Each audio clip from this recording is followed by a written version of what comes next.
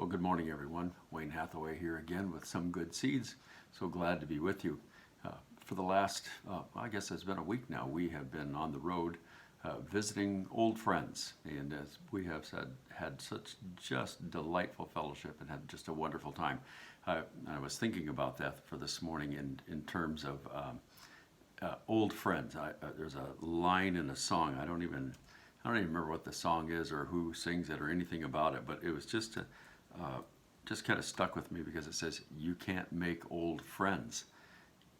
You can make new friends, but you can't make old friends. And the value of our friendship is just really great. And so we have just been enjoying a wonderful time of fellowship. And I'm not sure if it's just because we've all been kind of isolated and feel a little insignificant and not sure what's going on, but it's just a delight to fellowship with brothers and sisters in the Lord and spend a good time with them. So we've been enjoying that. And it kind of fits in with the verses that I want to share with you this morning on some good seeds.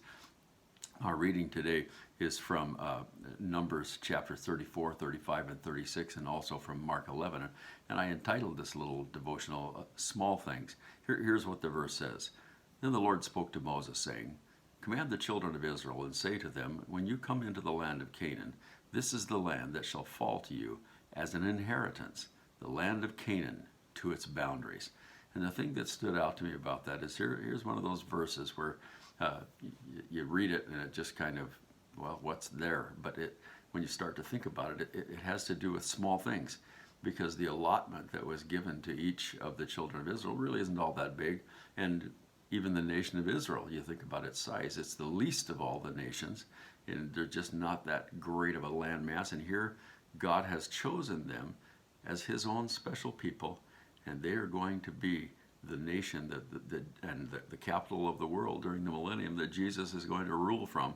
And so here, and what Paul says, God has chosen the foolish and the weak things of this world to confound the wise and the mighty.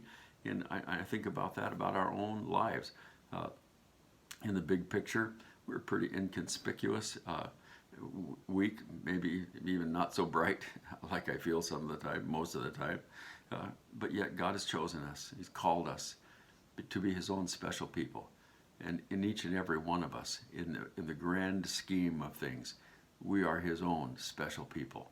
He's called us. He's brought us out of darkness into his marvelous light, that we might be to the praise of his glory, that in the ages to come, as eternity rolls, we are going to be like trophies, like examples of the mercy and the grace of God. And all of creation is going to marvel when the manifestation of the sons of God takes place, as Paul talks about in Romans 8. So it's just a wonderful thing. And I want to speak a word of encouragement to you today. You may not feel all that special. You may not feel like your life has mounted to much or is amounting to much in the grand scheme of things. And, the reality of it is when you think about our lives and how they fit into the grand scheme of things, they aren't really probably all that significant. But yet God has chosen us. He's called us by name, knows who we are. I think of David in the 139th Psalm when he talks about he was knit together in his mother's womb. God knew all of his days before they even came to be.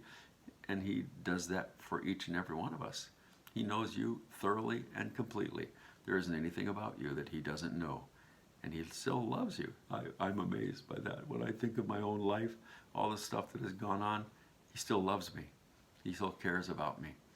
I'm important to him. And so are you. You are important to God in his kingdom. And if nobody else thinks anything about you, know this.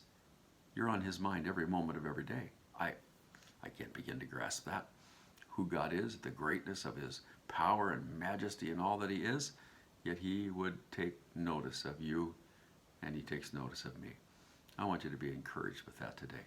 May the Lord richly bless you as you realize, even though we may be small in terms of the grand scheme of things, yet we're important to God. Small things. May the Lord richly bless you today.